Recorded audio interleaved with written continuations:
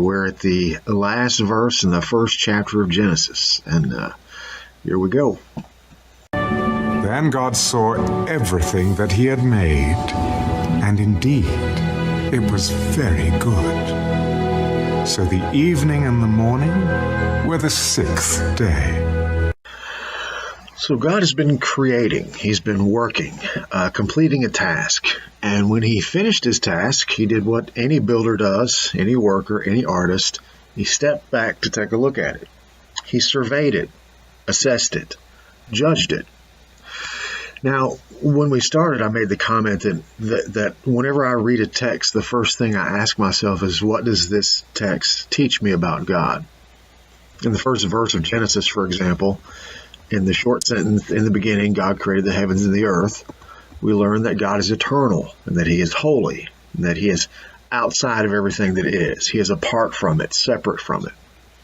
But as we read on, we can see something of God in his creation. Not God himself, but something of who he is. In the same way, we get an idea of who Van Gogh or Rodin or Michelangelo was by looking at what they created. Now, here at the end of his creation, we learn something else about God. Not only is God holy, but God is able to judge between what is good and what is bad. In fact, we've seen this all throughout the creation account. At the end of each day, God would look upon his work for that day and say, it is good. He'd say, this has been a good day's work. Now, we might think this is a small thing. I mean, obviously God, Yahweh, knows the difference between what is good and what is bad. But remember, Moses is reading this to the children of Israel. And a moral God, a God who is able to make moral distinctions, was a foreign concept to them. The Canaanite gods and all the false gods of the ancient world, if you looked at them, you wouldn't think they knew the difference between what is good and what is bad, what is right and what is wrong, what is righteous and what is wicked. They were gods of impulses, of erratic whims, gods who raped each other and murdered each other and lied to each other, and, well, gods like us. But remember, our God, Yahweh, is not like us. He makes that plain over and over again in his word. And here, at the close of chapter 1, he makes it again. God says, I am Yahweh, I am not like you. And one of the ways I am not like you is that I am able to step back from something and judge it objectively and determine its value. And this is the only way just judgment can be made. We strive for just judgment here in our world that is separate from God. When we have a dispute with someone over a piece of land or an injury that was incurred or something of that nature, and the two parties can't reach an agreement, well, we seek out a judge, an objective third party who can determine what is right in the particular situation. It has to be a party that is removed from the situation, whose only interest is justice. The two parties, you and I, we have our own interests at heart. We want what's best for us out of the deal. We want our desires to be satisfied. But an objective party, they only seek to satisfy justice. The true judge is a holy judge, a separate judge, an objective judge, and that is really what holiness means, separate. Only a separate one can step back and judge. We cannot step out of creation. We cannot step out of ourselves. Now, we see this after the children of Israel get into Canaan. The Bible calls it the time of the judges. And it continued on into the New Testament. In Matthew 5, Jesus says in verse 25, come to good terms with your accuser quickly while you are with him on the way to the court, so that your accuser will not hand you over to the judge and the judge to the officer, and you will not be thrown into prison. Truly, I say to you, you will not come out of there. You will not come out of there until you have paid up to the last quadrants, or the uttermost farthing, other translations say. So we have disputes here, and if we can't settle them, we take them to a judge, to a third party, to an objective third party, whose only duty, only interest is to make sure that justice is satisfied. So true, righteous, just judgment can only come from someone who is outside of the case, someone who is separate from it, someone who is holy. But none of us are separate from creation. None of us are holy from it. So our judgments are not perfectly just. However, we strive for it. We strive for justice in our courts. It's an ideal. but it's an ideal that is just ever out of our reach. Justice constantly eludes us. We reach for it, but we can never really grab hold of it because true justice comes from another place, a place we cannot go. So all throughout history, even until now, man has been striving for justice. Like he's been striving for righteousness and goodness and fairness and holiness to make what is on the earth as it is in heaven, as it were. But we continually fell short. And as we read on in the Bible, we learn that God raised up judges, kings, princes, and governors to stand as a kind of representative of him, of his judgment, his court. But even the best of these men were wicked at heart and failed utterly in their office, because even with the power God allowed them to have, they ruled with wicked, unrighteous, unjust hearts. Check out Psalm 82. Now, you'll note here that the translators titled this psalm A Plea for Justice. This is a major theme throughout the Psalms. God, bring justice to the world. How long will you allow this injustice? We know that you are just.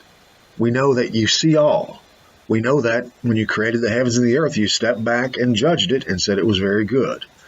How can you be stepping back and judging what we see around us now as very good? You can't possibly think this is very good. Well, here's the answer to the psalmist's question. God stands in the congregation of the mighty. He judges among the gods. God stands in the assembly of the gods, or those who have been given authority to stand in his place, judges, kings, princes, governors. God judges the judges. He watches the watchmen, as it were. God holds court over our courts, over all powers. Think of Job 1, when God called an assembly of all the sons of God and Satan had to appear before him. He is the judge of judges, the king of kings, the prince of princes, the governor of governors. He has all power and authority because he is holy from them. He is not one of them.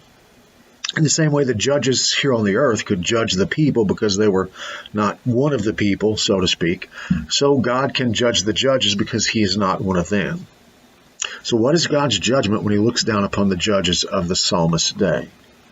How long will you judge unjustly and show partiality to the wicked? They were not judging justly. They were judging on behalf of the wicked. They were unjust judges. They showed partiality to the wicked side. They did not err on the side of righteousness. They erred on the side of sin. They were not concerned with punishing sin and unrighteousness, but were instead minimizing it, sweeping it under the rug, so to speak.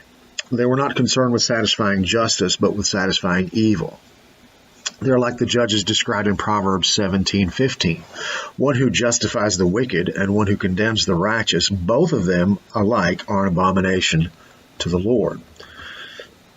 Or in Micah 6, God talks about unjust judges. He says, God has told you, O man, what is good, and what does the Lord require of you, but to do justice and to love kindness and to walk humbly with our God. The voice of the Lord cries to the city, and it is sound wisdom to fear your name. Hear of the rod and of him who appointed it. Can I forget any longer the treasures of wickedness in the house of the wicked, and the scant measure that is accursed? Shall I acquit the man with wicked scales and with a bag of deceitful weight? So God here is talking about these unjust judges who err on the side of wickedness, who tip the scales on the side of witnesses. God sees all. Defend the poor and fatherless. Do justice to the afflicted and needy. Deliver the poor and needy. Free them from the hand of the wicked. They do not know, nor do they understand. They walk about in darkness. All the foundations of the earth are unstable. I said, you are gods, and all of you are children of the Most High. But you shall die like men and fall like one of the princes. They had been given authority to reflect the nature of God, as Adam and Eve had, which we just talked about earlier in the chapter, to reflect the righteous judgment of God.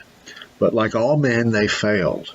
They set themselves up as authorities unto themselves, just as their parents Adam and Eve had. And so even in this place of authority, they will die like any other man because they are under God. Arise, O God, judge the earth, for you shall inherit all nations. Only God can judge justly. The psalmist knows this. He knows that the end of all wickedness is death, and the end of all righteousness is life. This is just, this is justice, this is good, this is very good. But the psalmist has a problem, because Psalm 32 says this. Now, bear in mind, in Psalm 82, the psalmist has taken comfort in the fact that God is holy, God is righteous, and God will not show partiality to the wicked. He will not sweep their crimes under the rug, so to speak, but he will punish every act of wickedness to the uttermost farthing, even the judges. He will judge even the wickedness of the judges. Perfect justice will be executed by the perfect judge. This is a great comfort to the psalmist. The psalmist considers himself blessed to know this. However, Psalm 32 says this. Blessed is he whose transgression is forgiven, whose sin is covered. Blessed is the man to whom the Lord does not impute iniquity. Wow, this sounds like David is saying, blessed is the man who is the recipient of the rulings of unjust judges. The judges in Psalm 82 and Proverbs 17, who were an abomination to God. This is what all three passages are describing. This judge who sweeps wickedness under the rug. Imagine that your child is killed by a drunk driver and you go to court where the man is charged with killing your child, and the judge hears your case, hears all the evidence, hears your pleas for justice, sees your tears. He stands back and makes judgment, and he looks at you and says, yeah, it's not that bad. In fact, I think we'll just pretend like it never happened. This man over here, he did not kill your child. And then that judge steps back and looks over the whole situation. You, broken-hearted and in tears, and the man who caused those tears being released from his handcuffs and set free, and the judge says, it is good, it is very good. How can this be? In what sense can that judge be considered a just judge, worthy of inheriting the nations, as the psalmist said in Psalm 82? Well, enter Jesus. Who is Jesus? He is Emmanuel, God with us. Remember, we say God is holy. That is his eminent attribute. He is holy to the third power. Holy, holy, holy. He is holy because he is separate from what is not holy. And he can judge justly because he is holy. But now, in Jesus, here he is, the Holy One, in an unholy place. And yet, this Jesus said in John 5 that his judgment was just. How can that be?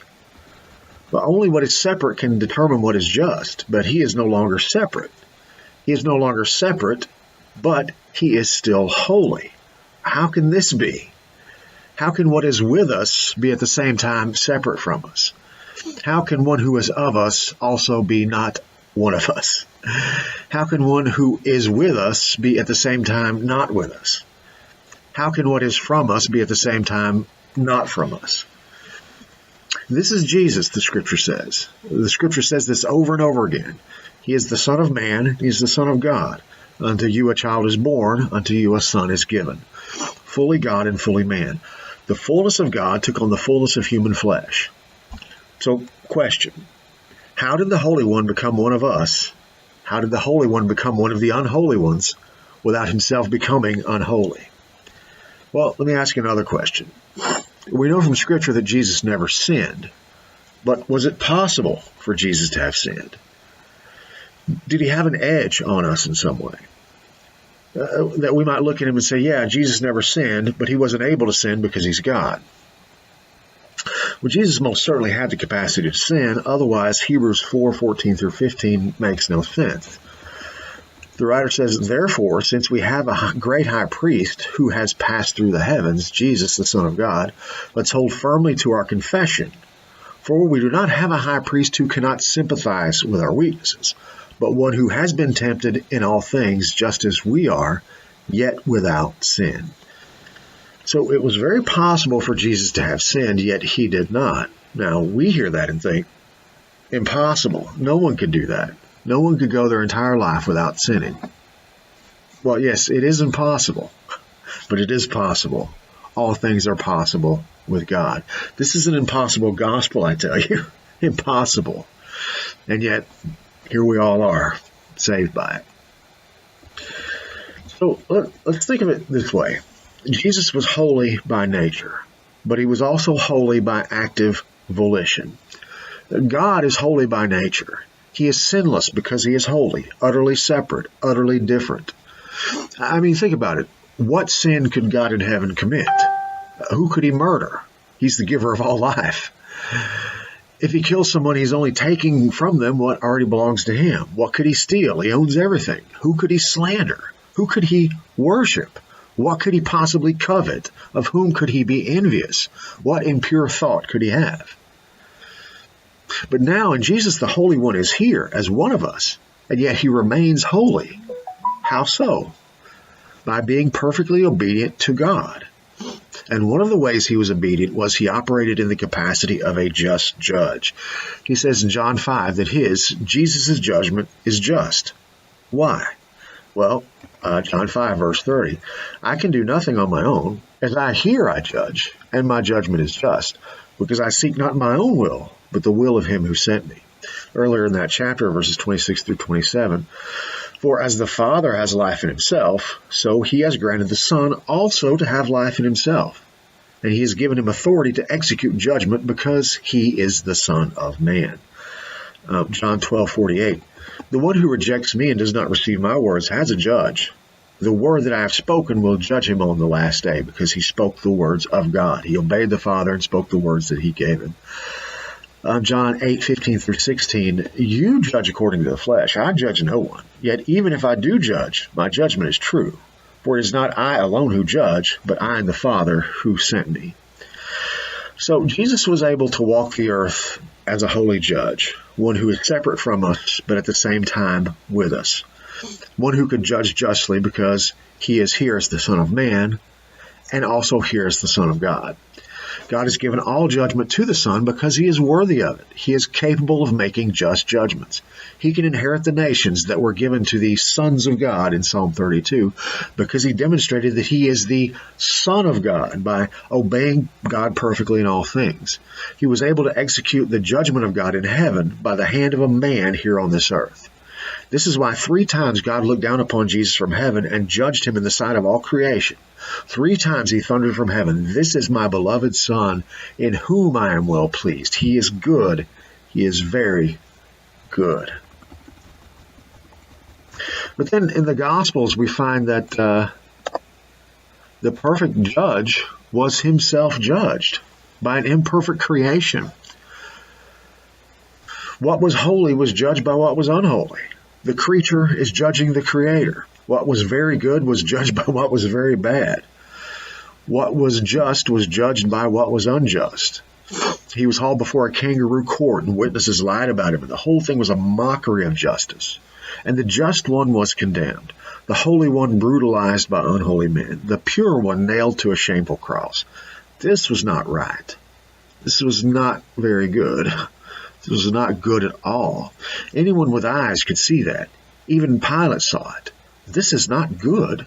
This is not right. Even the secular fans of Jesus, who put him on the same level as folks like Gandhi and Martin Luther King and people like that, put him there because they think his life exemplifies injustice. Yeah, Jesus, he was martyred like Martin Luther King and Gandhi. He was treated terribly, treated in a way that he did not deserve, right? Even an unregenerate sinner can look at the life of Jesus and say, this is not right. Such a man should not have been put to death. Anyone with eyes looking on the crucifixion of Jesus would have to look at it and say, this is not right. This is not good. That's how we judge the trial and execution of Jesus. But how did God judge it? When God in heaven looked down upon what was happening to Jesus, what was his conclusion? What was his judgment? We find it in Isaiah 53. Isaiah 53, verse 1, who has believed our report, and to whom has the arm of the Lord been revealed? Isaiah is saying, listen up, folks. You ain't going to believe what I'm going to tell you. I'm going to tell you about an act of God, a work of God that surpasses all of his other works, surpasses his creative works in Genesis, all the miracles in the Old Testament. This is the ultimate work of God. This is an impossible work, an impossible thing, and yet here it is. He goes on in verse 2, "For he, Jesus, grew up before him like a tender shoot and like a root out of dry ground."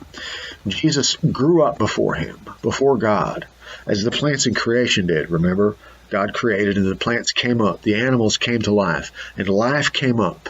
And then on the sixth day, God sat back and pronounced judgment. The prophet says, "He has no stately form or majesty that we would look at him, nor an appearance that we would take pleasure in him. He was despised and abandoned by men, a man of great pain and familiar with sickness, and like one from whom people hide their faces. He was despised, and we had no regard for him." Now, to us, there was nothing special about him. In our unholy, unjust judgment, we looked upon him and said, nothing. But God has his eyes fixed on him. God has his eyes fixed on him, and we're like, nothing to see here. He was not a giant redwood that we see and say, oh man, that's something to look at. He was not the moon in the sky or the stars in the heavens that we should see them and want to worship them. No, this man Jesus stood out for a different reason. It wasn't his form, wasn't the way he looked, a different reason. A reason we, in our unholy, unjust, unrighteous state, could not see, but God saw. However, it was our sickness that he himself bore, and our pains that he carried. Yet we ourselves assumed that he had been afflicted, struck down by God, and humiliated. This is how wrong our judgment is, how unholy, how unjust. We looked at him in his life and thought, wow, God must really hate that guy. When in reality, when we looked at him, we were looking at ourselves. We were looking at our son, us. God looked upon him and said, very good. We looked upon him and said, not good at all. But in doing so, we pronounced judgment upon ourselves because he was us. Verse 5, "But he was pierced for our offenses. He was crushed for our wrongdoings. The punishment for our well-being was laid upon him, and by his wounds we were healed." The innocent is punished, and the guilty go free. Verse 6, "All of us like sheep have gone astray. Each one of us has turned his own way. But the Lord has caused the wrongdoings of us all to fall on him." The wrong one is being punished here. God is punishing the wrong one. How is this justice? How is this not the actions of the unjust judges in Psalm 8, Proverbs 17? This is like you go into court to seek justice against the man who killed your child, and the judge throws you in jail instead of the murderer. Verse 7, "He was oppressed and afflicted, yet he did not open his mouth. Like a lamb that is led to slaughter, and like a sheep that is silent before its shearers, so he did not open his mouth." Now, if anyone had a right to speak up for himself, it was Jesus. This holy, righteous, perfect judge. I mean, if anyone had a case for injustice, it would be him, right? I mean, the psalmist thought he was right to cry out for justice, and he did cry out for it. Indeed, all the psalms are cries for justice. The human heart has cried for justice from the beginning, but we don't even know what justice is. But Jesus knew. He knew it perfectly, and yet he did not cry out. He did not cry out, "This is wrong. This is not right. This is not good." He opened not his mouth. Verse 8, "By oppression and judgment he was taken away. And as for his generation, who considered that he was cut off from the land of the living? For the wrongdoing of my people, to whom the blow was due." Again, God seems to be punishing the wrong party, sending the victim to jail, making the oppressed actually pay the oppressor. Imagine someone stealing your car and the judge says, yeah, he gets to keep your car, and not only does he get to keep it, you have to pay him punitive damages. Now, how is this just? And God is watching all of this. God is watching all of this happen. Surely he will rise up and bring justice, right? I mean, we saw in 1 Kings how the wrath of God is incurred upon injustice when David kills Uriah and takes his wife. God cannot stand injustice. Now, here is God watching the most unjust thing that has ever happened on the earth. And what does he do? Verse 11, "As a result of the anguish of his soul, he, God, will see it and be satisfied." God sees it and says, "It is good," he says. "It is very good." Why? He says, "By his knowledge, the righteous one, my servant, Christ, will justify the many." What does that mean? Take a look at Romans chapter 3, beginning in verse 19. Paul says, "Now we know that whatever the law says, it speaks to those who are under the law, so that every mouth may be closed, and all the world may become accountable to God." Was Christ under the law? Well, of course he was, because I was under the law. Why was his mouth closed? Because my mouth would have been closed. Christ, who could have defended himself, did not defend himself, because he was standing in the place of the one who could not defend himself. Verse 20, "Because by the works of the law, no one of mankind will be justified in his sight, for through the law comes knowledge of sin, except Christ. Remember, the prophet said, by his knowledge the righteous one will justify the many. I stand before God only with the knowledge of sin, but Christ knew no sin." He knew what sin was, of course, but Paul is talking about intimate personal knowledge of sin.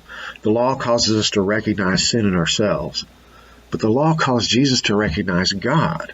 Remember, the law was given to us to show us the nature of God, but we only get the knowledge of sin in ourselves from the law. Jesus got knowledge of God in heaven from the law because he committed no sin.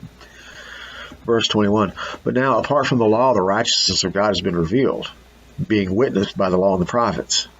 Apart from the law, the righteousness of God has been revealed, being witnessed by the law and the prophets. So the law is a witness to this righteousness that comes about from some other source than the law.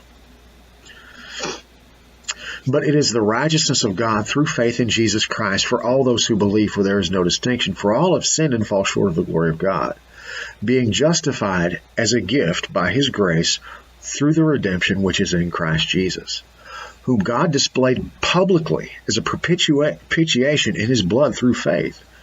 This was to demonstrate his righteousness, because in God's merciful restraint he let the sins previously committed go unpunished, for the demonstration, that is, of his righteousness at the present time, so that he would be just and the justifier of the one who has faith in Jesus." Now, the best illustration I can come up with regarding this is so much less than what it is. We're like Isaiah trying to describe an indescribable thing, an impossible thing. But I think about it in this way. Now, imagine there's a court. On one side is the accused, a murderer, guilty of murder. On the other side is the victim. The victim is crying out for justice, and the murderer is crying out for mercy. The victim is crying, the murderer is crying, the victim is praying, the murderer is praying. Justice, mercy. This one's saying, "Give me justice." This one's saying, "Give me mercy." And then there is the judge, separate from them, in a higher place. That's why judges are set higher in our courts, because they represent a higher authority.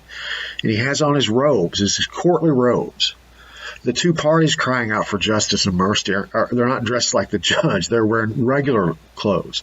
The judge is wearing separate clothes from them, judgely, courtly apparel, because the judge is separate from them, holy from them. He has no part in either side. In fact, he wants to side with both. As a holy judge, he must satisfy justice, but as a loving person, he must satisfy mercy. But how can he do that? How can he satisfy one but not at the expense of the other? So what does he do? What does the judge do? Justice calls for 40 lashes. Mercy calls for forgiveness. What does he do? This is what he does. He rises from his seat, from his holy place, and comes down to the courtroom floor, takes off his robe, bears his back to the lash, says, "Place them here. I will pay. I will satisfy justice, and I will satisfy mercy."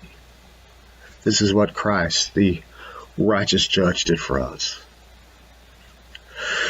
So here in the first chapter of Genesis, God works in the earth, and then he says, "It is finished." And then he steps back and judges it as very good. And then we'll find out next week he enters into his rest. In the Gospels, Christ, the Son of God, works in the earth. Then he hangs on the cross and he says, "It is finished." And God looks down upon it and says, "It is very good. Now, my son, enter into your rest." We're going to talk about that rest next time. We'll begin Genesis chapter 2. God rests on the seventh day. We'll find out that we too can enter into that rest that was purchased for us, paid for, worked for. He worked for our rest, beloved, and then he gave it to us.